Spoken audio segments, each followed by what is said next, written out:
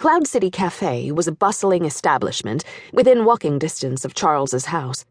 It was where he spent every Monday through Friday morning, except holidays, from 6 o'clock until 7:15, even when school wasn't in session, as was the case on this day, a Wednesday in mid-July. As it happened, it was also his daughter Emmy's birthday. He had just finished his regular breakfast: black coffee, a pair of poached eggs, one whole, one white, unsweetened oatmeal, and gotten his cup refilled.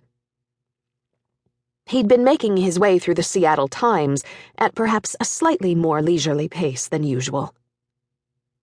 Seattle Public Schools will sell the former Nellie Goodhue School, a 3.2-acre property in North Seattle that real estate advisors estimate could fetch at least $2.75 million.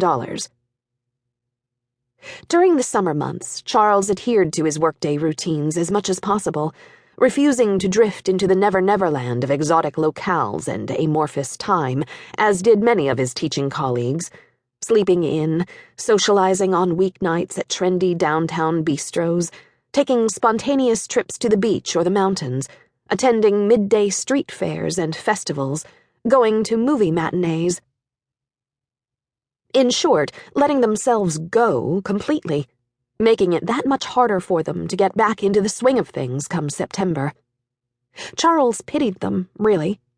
How could they reliably forget, on an annual basis, that the disciplines of day-to-day living, so hard-won, are so easily unraveled? Nellie Goodhue is the sixth and last of the school district's major surplus properties to be sold. It startled him, seeing the name of his alma mater in print after all these years, up for sale and slated for demolition. Charles checked his watch. He imagined that back home, Emmy would be awake by now and getting ready to go to one of her jobs. She had a part-time internship at the Gates Foundation. 25 hours a week, she managed the neighborhood video store where she and Charles had been renting movies since she was 2, and she was a frequent volunteer at Children's Hospital, giving swim lessons and leading games in the hospital's therapy pool. Not surprisingly, her social life was limited. Her best friend was her brother. And at her request, the birthday celebration was to be low-key, family only. After laying the newspaper aside, Charles refolded his napkin and began consolidating the tabletop clutter, actions he habitually undertook after he'd finished reading the paper and was about to walk out the door, but that today, for some reason, he felt impelled to expedite. The Nellie Goodhue School was featured in a 1963 story in the Seattle Times, Fourth Graders Predict the Future.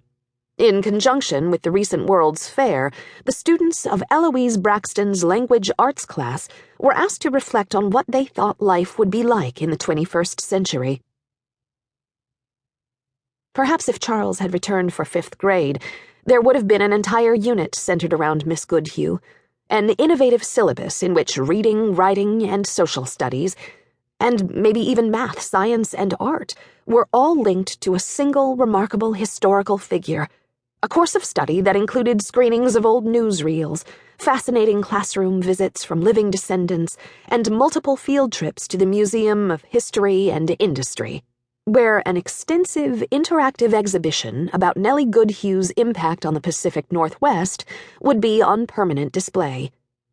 Even typically dreary tasks like memorizing vocabulary lists and writing reports would be enlivened by the subject at their center: the indomitable, brave, visionary, self-sacrificing, and beautiful Nellie Goodhue. The Nellie Goodhue property, which was converted to a warehouse space in the late 1970s, is now known as the North Annex. But Charles hadn't returned. Abruptly, a few weeks after the end of the 1962-63 school year, he and his parents moved out of their Haller Lake Rambler to a house where the neighborhood school was Greenwood Elementary, and where he navigated 5th grade at an under-the-radar altitude, achieving neither academic success nor social distinction, which, after his experiences at Nellie Goodhue, was exactly what he wanted.